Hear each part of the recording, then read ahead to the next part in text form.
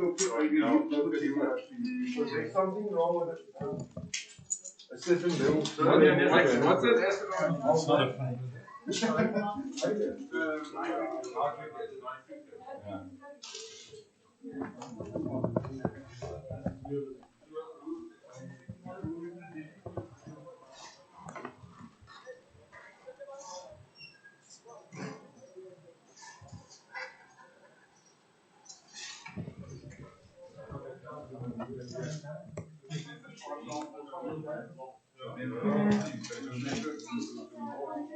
Did you find it?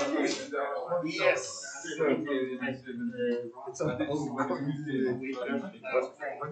Show that to the what you got. So that's actually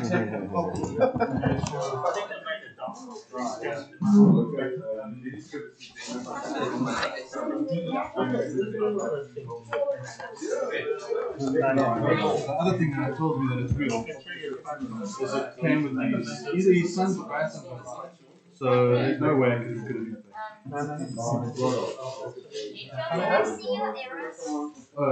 just the Karachi prefer, I think, it'll be careful, please. That is worth it. 40 to 50 miles. Oh, exactly. And then what's the first meet? Yeah. What's September? Oh.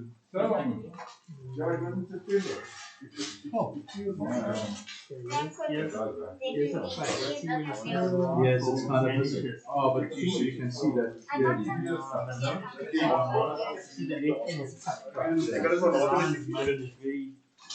Look from the corner. See another big thing.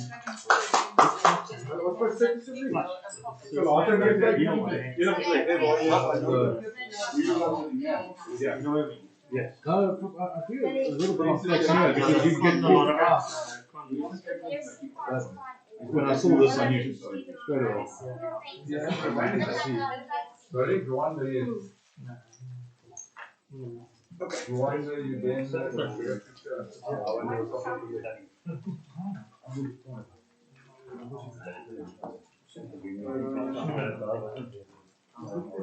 Now you are out of view there, so that's a good position. That's fine.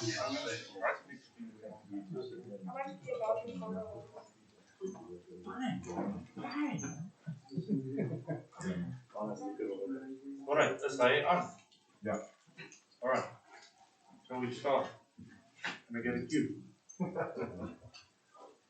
Alright, good afternoon everybody. Welcome again to the Western Cape Numismatic Society meeting. It's been a while. I think we last met each other in September. Let me start off the bat by thanking Pierre first of all for all the work that he's done since we met last. Really done, he put in a lot of effort and it's really appreciated.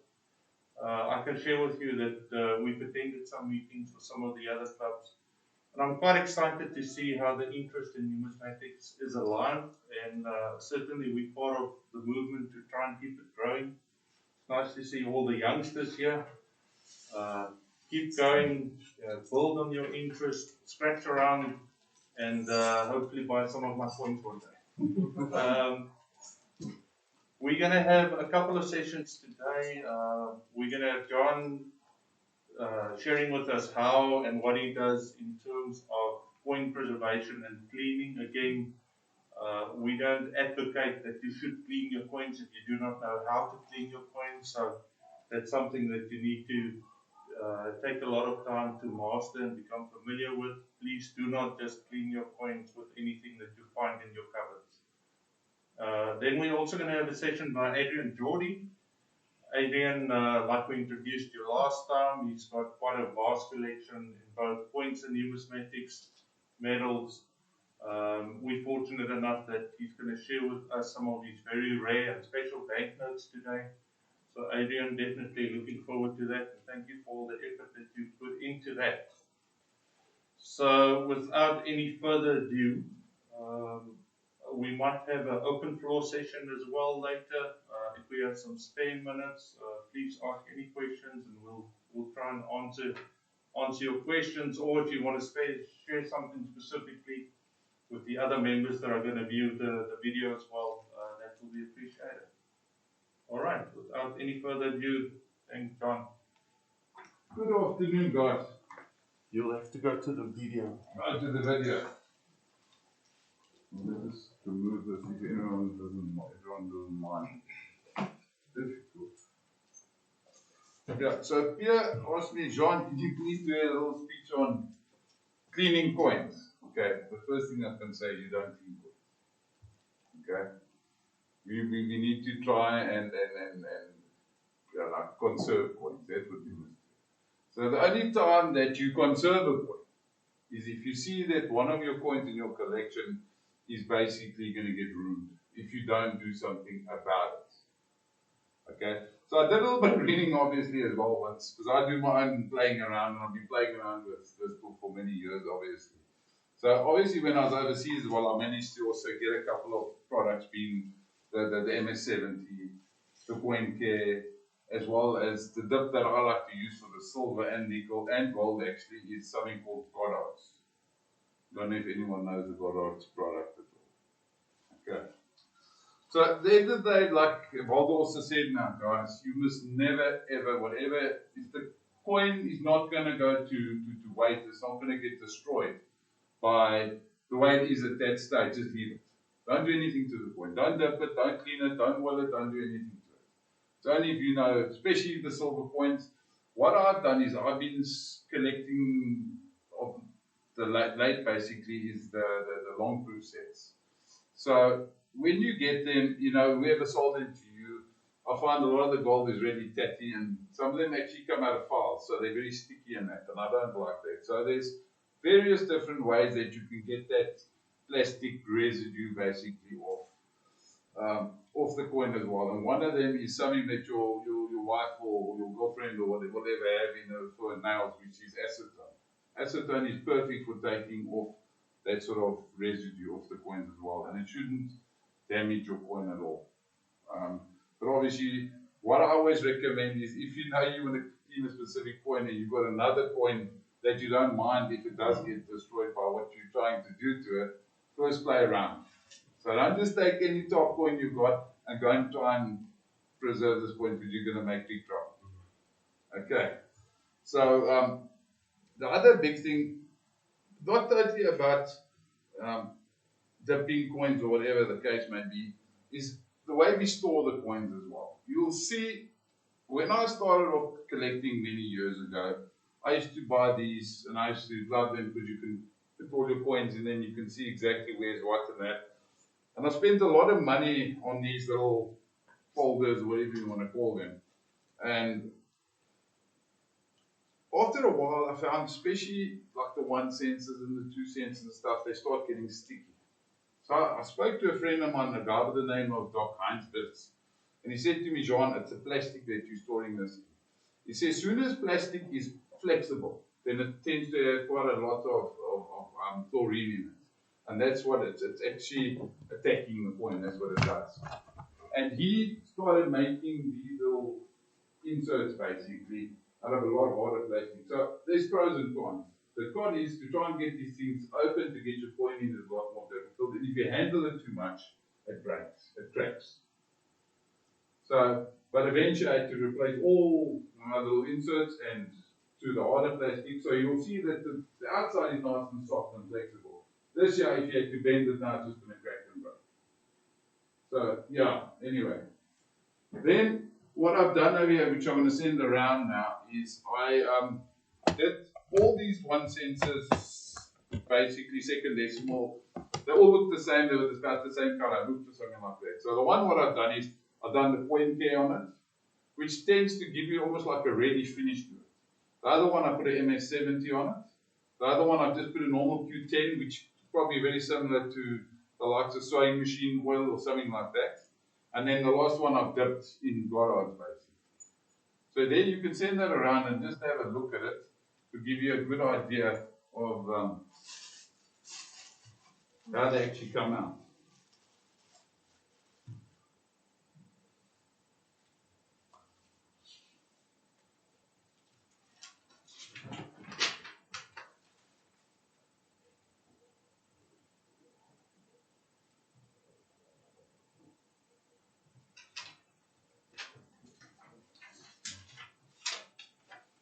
also I printed something off the internet here, and I'll send this around as well. And what the guy basically said, he said this is a good example of what happens to a coin if left untreated.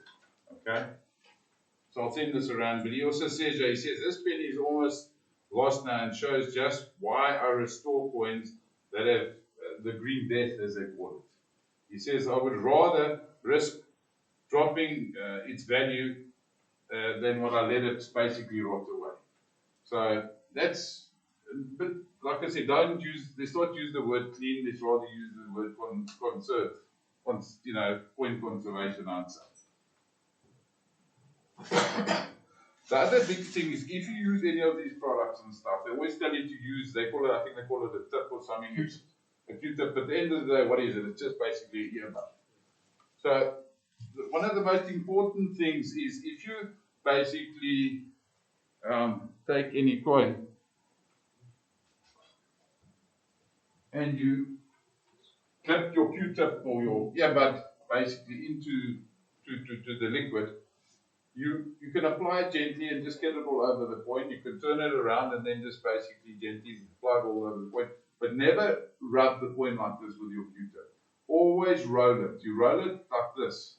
Give it a bit of time. Read the instructions on the bottle as well. Obviously, you also need to know what your coin is made out of. You know, what sort of material. Can you use that product on this sort of material that the coin is made out of? And then you basically, once you've applied it, give it a bit of time that it can react, and then you basically just roll it over there and see if it comes off. You can always apply a bit more, roll it some more until it looks you're quite happy, satisfied with the results, and then you need to rinse it under clean water and rinse it for quite some time. You can use your finger and thumb to clean it as well. If it's not a proof coin, it's really not, if it's a circulated coin, you're not going to do any more damage to it with your finger and so basically, that's it. Besides, the other thing is, you know, what I read up on is, excuse me, is what coins are made of. We all know it's either nickel, up to 20 cents. That's in this one. You can have a look. Yeah, I've done some coins where I've dipped all of them and I've left the others undipped. Now, the nickel ones really come out stunning, I think. If you have a look, especially in your proof sets. But the likes of like your 1 and 2 cents, I wouldn't recommend dipping those coins or anything because it does, you're definitely going to lose value on them. And then obviously you have to look at what sort of, like I said, what material is the coin made from. It could be brass, it could be copper, it could be silver, it could be gold, nickel. And then obviously there's a couple of man-made things like plastics and stuff like that. So obviously you would want to clean something. I've never done something like that, but you probably want to look at something. Thank you. Something like obviously just normal soap and water, I suppose. I don't know, but it would probably be more like tokens and things like that. But that'd be more tokens than that. Anything else? Any questions? Well, I think I can share, and I mentioned this last time as well, what really works well for me is a high density makeup brush. Yes, as opposed to a Q-tip. In my experiences, if you press slightly too hard with a Q-tip, you can leave a hairline on it, so be careful. But purely by accident, I grabbed one of my wife's new makeup brushes for one day. They are quite expensive if you buy the right ones. They're about 200 to 300 rand each. In my experience, nothing works like that. Believe me. So get yourself a high density short makeup brush and try that out. Have any of you actually tried playing around with basically conserving coins? I'm sure everybody has tried The PVC damage is the one that I do a lot of. The PVC damage. Yes, the PVC damage. Use What do you acetone. use to? Acetone. Just acetone. It works like a charm. Okay. It's just general chit chat, you know, while I'm up here, that everybody gets a good idea of, you know. But we all, I think, understand we've been in the game long enough to know we shouldn't clean up points. We understand it, but we do definitely need to, you know, conserve them in the sense of, you know, if we know it's going to be eaten up. I find it a lot with, my 1 rand collection is not graded, they're all basically in like a flip file. And I see, I was actually, Dave was around there just now, and I showed him some of the coins I have to, unfortunately, I'm going to have to definitely, because it's going to eventually just, just eat into them. I'm going to have these big pits in my coins, and then in any case, it's worth nothing. So, at the end of the day, you must say, ask yourself the question, if I do what I'm going to do to it, am I going to lose value? Or am I not? Or am I conserving this coin, or am I not? And that's basically what I think it boils down to. Any questions, guys? Is it sufficient to buy of these coin sheets that just says PVC free? Is that sufficient, or will there be other substances in there that you also want to The get? problem is the stuff they put in to make it flexible Yes. leaches out into the coins. So as soon as they don't have that in anymore, it's just plain plastic. You should be fine. They will advertise no softeners and Yes. PVC. It's a softener that they put in that actually causes it. Yeah. And I think the softener's got some sort of a chlorine in it or something. That's what I could understand from. Also, I haven't read up much on sweats inside those little packets. So that's what it's a real chemical reaction. It's a chemical reaction, and it just makes it super sticky, and then it starts eating into them. So if you're not too worried for the collection, but if you are, Maybe one question I have is if you say deal in Roman coins or ancient coins, often enough you come up with those coins and have that sort of greenish pitting. yes, I don't know how you pronounce that, vertigo, or how you pronounce that word. There is no real way to clean that off besides actually literally having to scrape. you would just lose all the value of that. I would just leave it as is personally. I wouldn't do that. At the moment, a Roman coin is pitted anyway, it is what it is. Yes. It's never going to look better. Yeah. But you want to stop it from degrading further. That's a difficult one, but I can tell you now, anybody that collects that sort of stuff, as soon as they see you've been playing around with it, cleaning and polishing and dipping and whatever, if it was worth big money, it's going to be worth nothing. So, personally, I'll do a lot more investigation into that. I've never played with those, so I don't know. Perhaps another question, coin capsules, are they also subject to the same problems? I don't think so. I've never seen a coin come out of a capsule that's prone to that same sort of a problem. Personally, I've never seen that. And I think because it's obviously rock hard. It's not soft, it's not flexible. And let's face it, if you've got a coin in there and you've actually got a nice bit of cushioning inside there, that really looks after the coin. And of course, obviously, you're not getting any, basically, it's not prone to the atmosphere. So at the end of the day, I think it conserves it just in that way on its own. Especially if you live along the coast, I think it could even be worse. I've never lived along the coast, so those of you that live along the coast, you know better. What about paint? Paint, you could probably use acetone. Thinners? Yeah. Yeah, you can use thinners. Yeah. I had a friend in Johannesburg, he was also quite, I don't know if you know a guy by the name of Arpie van Arbe. And the one day he had some coins that had like a varnish on them. And he said, John, just leave them in thinners overnight, and it actually did nothing to the coin. And if it does discolor a wee bit, okay, I've been playing around a little bit with that gun oil that you go in here. And I must say, I tried it on some farthings, and it actually, we had a look at it just now, and it actually came out quite nice.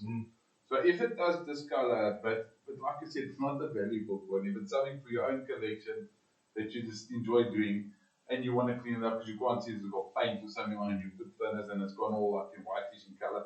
Put in a bit of oil, Q20, gun oil, whatever the case may be. The sewing machine oil works really well as well. And just leave it in there for overnight, sometimes 2 to 3 days, take it out, just wipe it lightly. And normally it comes out quite stunning. Just remember that the first proof sets of South Africa from 1923 to approximately 26, the mint varnished some of those coins themselves. They varnished it.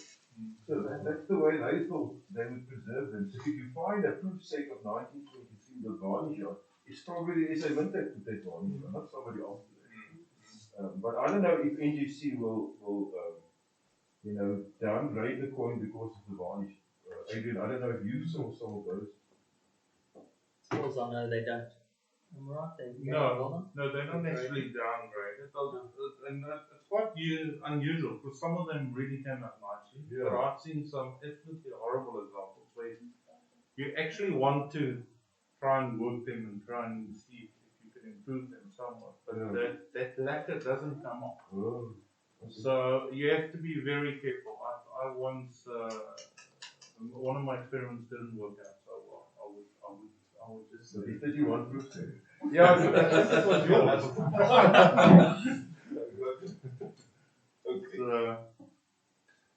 Just in terms of capsules as well, there's a greater awareness, I think, of what they're putting now. The reality is we have a cheap producer in China that probably doesn't care, considering a longer term view. But there's a greater awareness among collectors. So you'll watch your coins and you'll watch your capsules and you'll probably be the best You'll pick it person, up, yeah. to notice whether it's a good move or not. Unless you got too much stuff and it's hidden away in the safe. So. Yeah. Yeah, But listen, I'm not quite in that position. So that's fine. if your capsule coins grows PVC, then you're not looking at it long enough. or enough. Well, anyway, that's all from my side. Where do you get this card out? Where does that come? Goddards, unfortunately, I've looked for it around and I couldn't find it. When I was staying in the UK, I bought myself, I think it was, I could probably, if anyone's looking for a little bit, I could assist you. Checkers some, I bought since the 1970s, got on some of them. They were big in those days, I think. Is it the blue liquid? Yes, it's a blue liquid one. But it must be the Goddards. Looks like a Goddards, gel. I've tried Izest and all this. Goddards work the best. What is it used for in its normal? For silver. For Silver. jewelry. And gold. It says So it's actually not on the polished. silver gold. No. You just No. dip it. That's the last thing you do. That's Yeah, the other what I'm thing saying, is, but these are you can dip coins and like play around like I did, but you never polish it. As soon as you put some brass or some silver on, then that's it, gone. It's But what you guys can also try is silver jewelry cleaning and like low price or something like that. Just test it out on coins like You guys have these 62s. Who doesn't have a 62? That's why you must say. The 62. 1 second. There's two. You guys are welcome to have. I still need an MSC to be I got one. That was the simplest way to do it. I should have. I bought a bag at the stage. I bought like a massive big bag, and when I was in the UK, I was selling a couple of coins on eBay, and I put those things in as a thank you sort of in a little bag, and it worked quite well. Everyone come back, oh, thanks for the great gift. No problem. I think just the last question. I haven't seen the MS70 locally anywhere. Obviously, it has to be imported. Yeah, MS70, not even CoinCare. I haven't seen CoinCare locally either. Yeah, so I don't know if anybody buys and I've got contacts or whatever, but I'm running out. So. And funny enough, even this, the MS70 and the CoinCare wasn't available. I actually think it came in from Germany when I brought it. And they said they weren't actually allowed to ship it. That's the apparently. problem. But I managed it to arrive there and I was quite happy. But the Goddards, yes, I tried a lot of different silver dips. That stuff just really works well. well, that's 62.50 cents we did. Mm. That thing came. That's the one that's currently at the NBC. Yes. Yeah. Okay. But thanks, guys. Thank you very much. Alright. That'll actually be a nice example once it's graded to show it. Well, yeah, let's just hope it grades very well. Yeah. So yeah, thank you, John. That was very informative. Thank you. You're welcome. We appreciate the effort that you put through. Alright. Next on is Adrian Geordie to talk about some of these very special banknotes. Thank you, Adrian. This is my favorite one. Okay, well, as I said to you last time, I tend to collect probably too many things, but thought I'd try something different today. So I've brought some banknotes. I've got a big collection of banknotes, all Rhodesian and South African. But I've decided to bring a collection of banknotes that relate to the Cape Colony.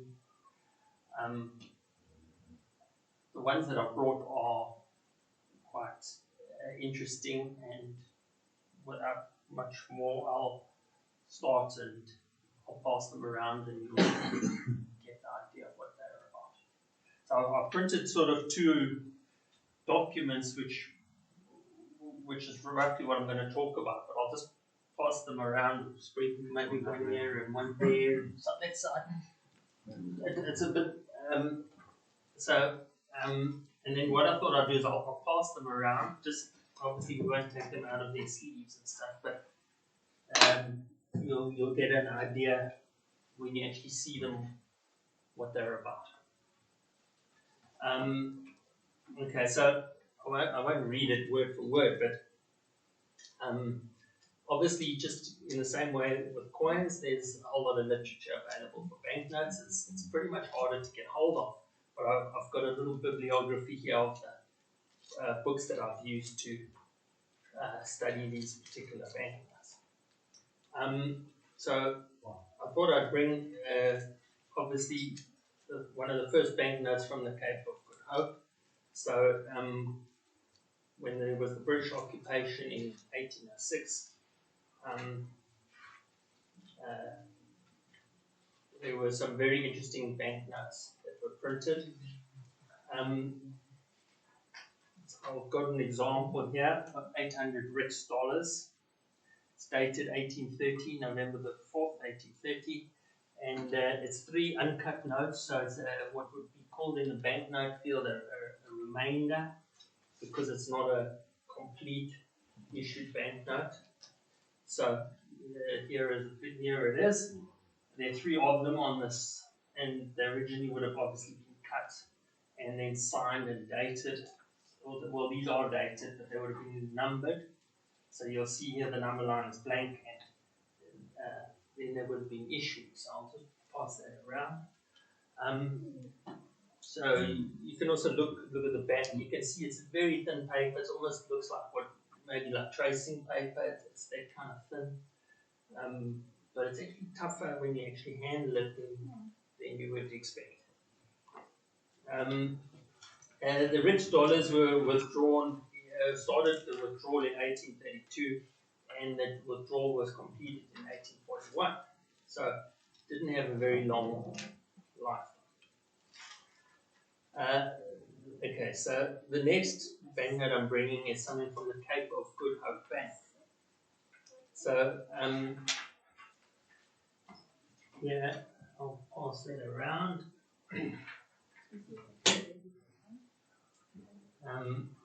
I'll take it out of here.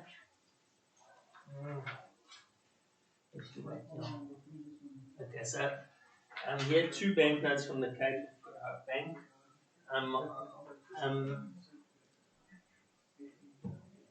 Okay, the first one is an unissued, unnumbered banknote, 5 shillings.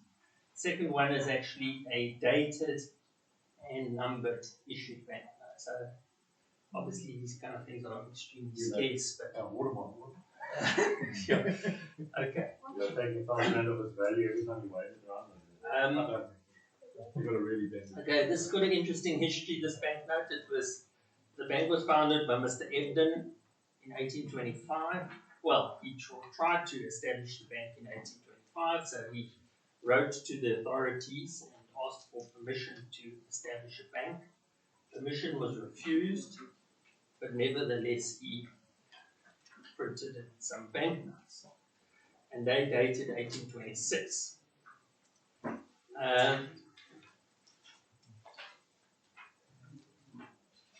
They were okay. So there's an unissued banknote, and then there's an issued banknote. Okay. The notes were printed by Bradbury Wilkinson Company. Okay.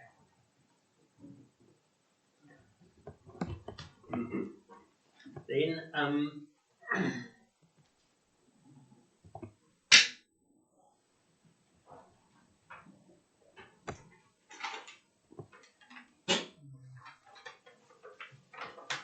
the next banknote here is Cape of Good Hope Bank, £5. There are 2 of them.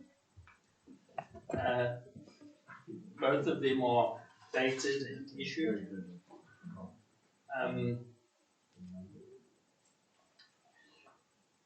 Interestingly, the one banknote you see there, it's issued in Cape Town. So you see the top note, it says Cape Town. The bottom note, it used to say Cradock, and that's been crossed out and it's been stamped Johannesburg. Dated 1890, the second banknote. First banknote dated 1886. Johannesburg was founded in 1886, so that gives you an idea that the second banknote was used in Johannesburg 4 years after Johannesburg was founded, so it would have been a little mining camp in 1890.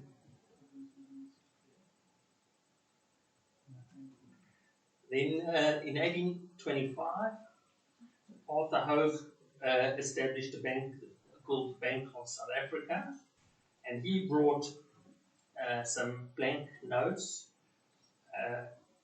which were engraved in England. He didn't get permission to establish a bank for many years, so the notes were never issued.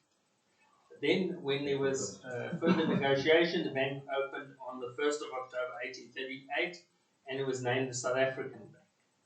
So we have three of these notes.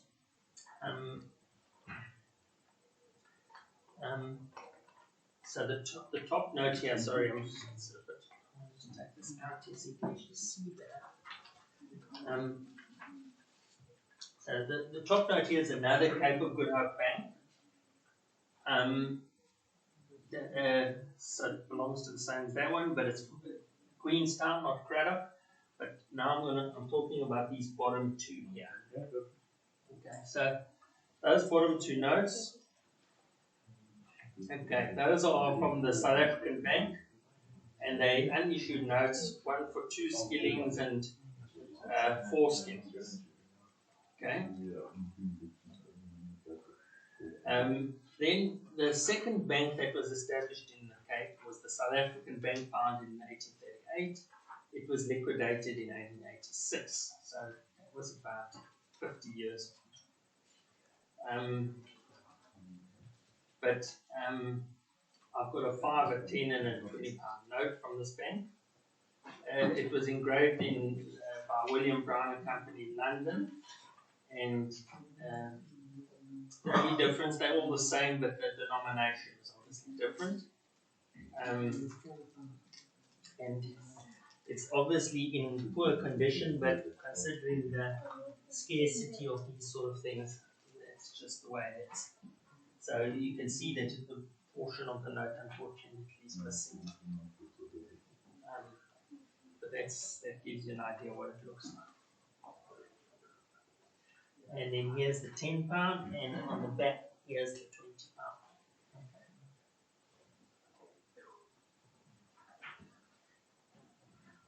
Okay, then we get to some banks which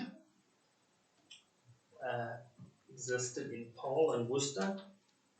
So the Worcester Commercial Bank, established 1850, taken over by African Banking Corporation in 1892. So I've got a 5 pound note here. Okay, so that's the Worcester Bank.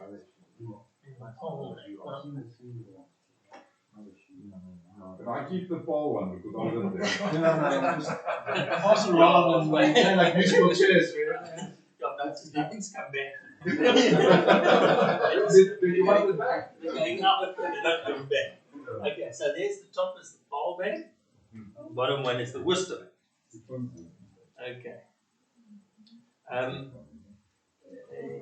Interestingly, and I haven't mentioned it, and I can't remember which one it is, but one of the banknotes is dated the 29th of February.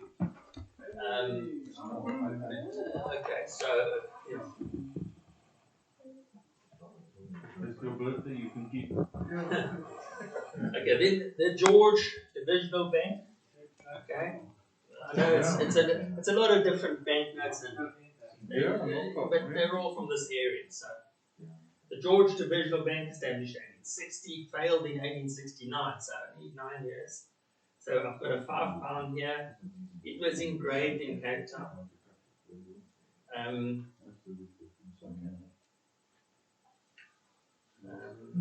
Okay, so let's pass that one around. That's the George Divisional Bank. Well, maybe have I passed it around? Yeah, it's with that. Yeah, you got it? Okay, so that's that one. Colesberg Bank. Okay, here's one. Okay. Okay, so here's the Colesberg Bank. Short-lived bank, established 1861, taken over by Standard Bank in 1863, so only 2 years approximately. And that's a £4 note engraved by William Brown of London, dated 10th April 1862. It's a bit of a strange denomination. It's a £4 note. That is unusual, but several banks issued £4 denominations. The reason being that denominations lower than £3 and 15 shillings, which was 50 Rix dollars, were not legal in the Cape until 1891. So the smallest banknote had to be 50 Rix dollars. So that was equivalent to £3, 15 shillings. So £4 was bigger than that, and that's why that was the smallest bank.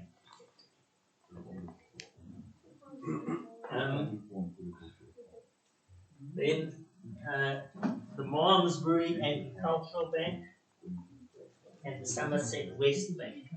Coming? Can we keep that one? Okay, so the top one is the Malmesbury Agricultural and Commercial Bank, established 1862, taken over by Standard Bank in 1878. The £5 note is a rather crude piece of engraving by Saul Solomon of London, of Cape Town, sorry. With the arms of the Earl of Malmesbury and his motto, dated 4th of June 1875, and it's got a strange signature. We can't figure out.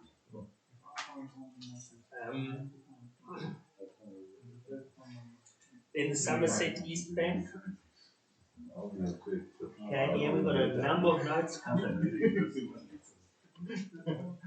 Yes, I'm going to pass these two around. This is Somerset East. So this top three are Somerset East, the bottom one is Barry and Nephews. The Somerset East Bank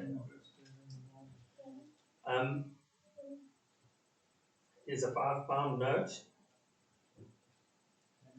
Yes, the second note has got the 29th of February 1891. Well, obviously, that was not a leap year, 1891, so that's why it's rather strange. Okay. Okay, so you can have a look there and see. Strange date. After 1891, the banknotes of all private banks were withdrawn and replaced by uniform notes issued by the government, with a space left for the name of the bank. And those were issued in the denominations of 1, 5, 10, and £20. And then from 1916, the 10 shilling was added. So the banks operating in the Cape in 1892 were the ones that remained were the African Banking Corporation, the Bank of Africa, the National Bank, the Standard Bank, and the Stellenbosch District Bank. So some of those banks we recognize today. National Bank, I think, would be First National Bank now. Standard Bank is Standard Bank, so we've got at least two. In 1850, there were also trading firms in the remoter parts of the district, and they issued £5 notes. They were not really banks, but they issued accounts, and the notes were accepted, although they weren't legal tender. So the most common example of those, you've probably seen them, I would think, is Barry and Nephews. Many of the Barry and Nephews notes are found in unissued condition. So that's the common, because booklets of them remained and they all unissued. So to find an issued one would be difficult. So you'll see there that one of those is the Barry and Nephews £5 note. Then another example is the Mosenthal brothers between 1854 and 1860. This note here is dated 1857. So that's coming next. Think about that. And then the last one is the Numismatic mine. So these are not official banks, but they issue banks. So there were three sort of companies in the Namaqualand that issued banknotes: Kenyan Company, Namaqualand, and the Namaqualand Mining Company. So there is a banknote from the Namaqualand Mining Company, which was a copper mining company in O'Keefe area, and there's a little vignette with a little picture of the mine in the center of the note, so you can see that there's a little copper mine illustration of a copper mine in the center of the note. Okay, so that's just in general what I've got to show you. I've got other notes, but not here. But that's just a sample of the kind of things that you can, that exist. Then I've brought, just out of interest, a founding document for a bank. This is the deed of settlement of the colonial bank, and it's on vellum, and it's rather impressive. It looks like a newspaper, but it's printed on vellum, and on the back of the subscriber's signature. So if you have a look at it, when they formed the bank, then they would raise capital and there would be shareholders effectively, and that's a founding document for the colonial bank. And what's the date on that? You can have a look. I don't know offhand. You might be lucky and be able to see it. Maybe I'm a share. 1844. 1844.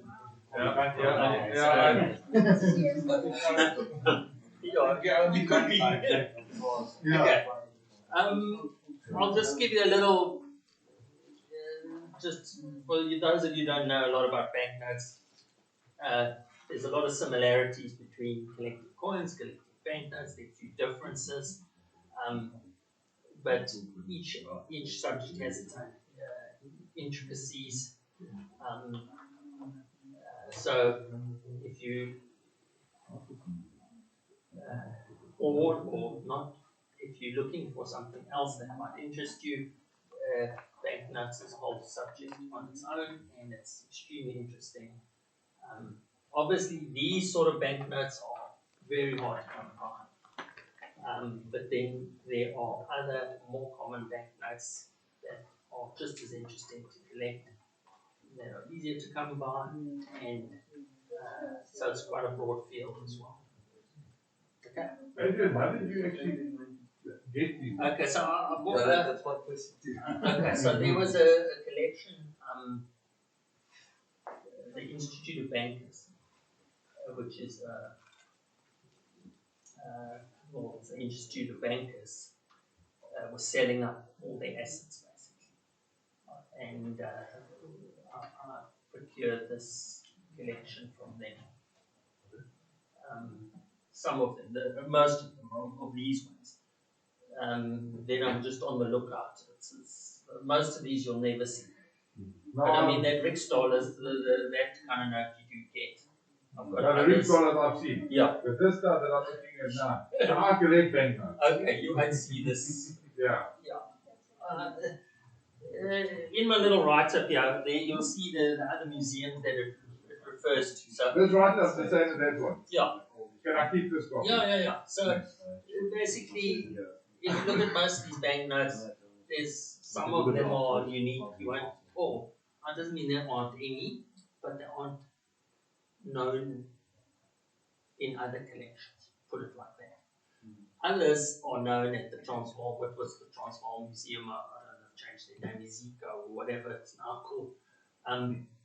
So there might be others in some public collections, but these are that kind of scarce that some of them are unique.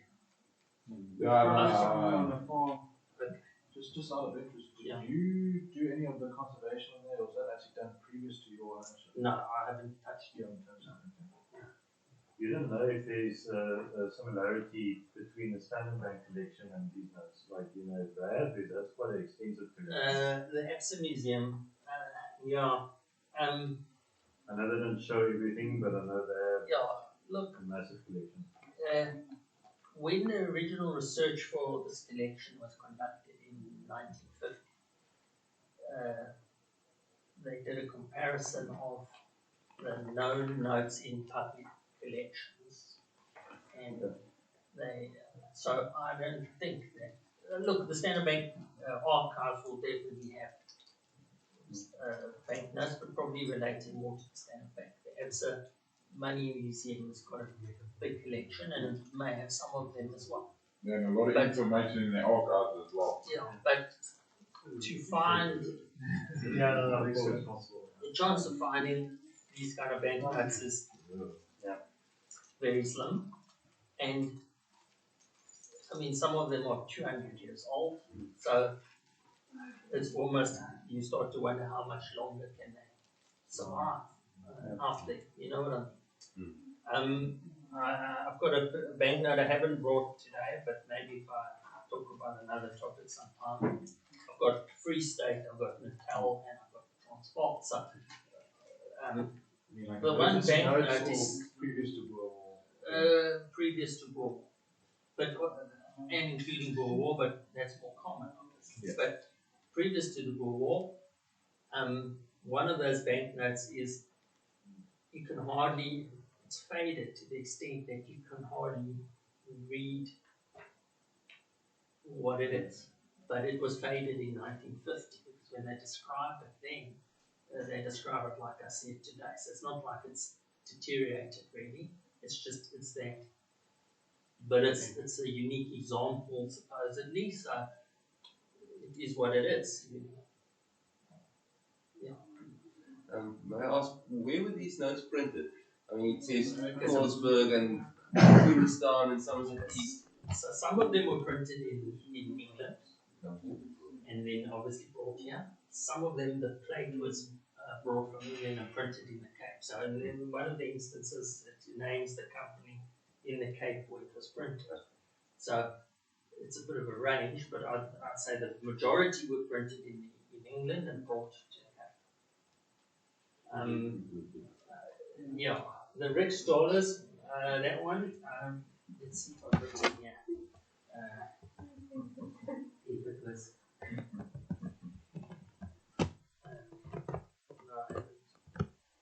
Unfortunately, we couldn't ask anybody because everyone that printed this thing well, unfortunately, dead. yeah, in the archives, they might know exactly where some of them are printed, but some of them, like I say, are printed in England. Some are printed in the Cape from plates brought from England. But they were not regionally printed, they were printed. I doubt it, yeah. Because it does. I think they've done it the same way they used to do tokens. They would want an order, they would send that off to England. Yes, they buy it. Yes. But you're asking, would, for example, let's just pick a town, if it was Paul, for example, you're asking, would it be printed in Paul? Yes. I think the answer is no. Yeah, it would be printed in Be surprised if it was. Yeah. They weren't that sophisticated. I wouldn't. Okay.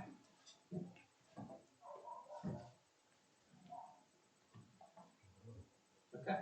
Thanks. Thank you very Thank much. you very much. I'll just check that everything's there. But we're not one of them.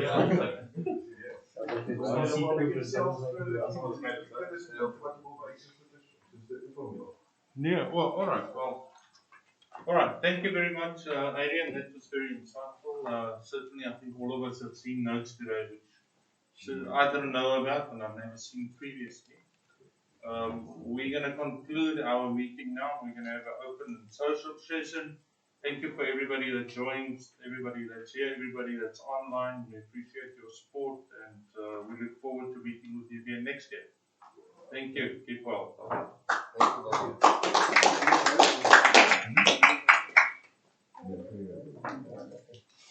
What do you want to show me? Chris, you like, some special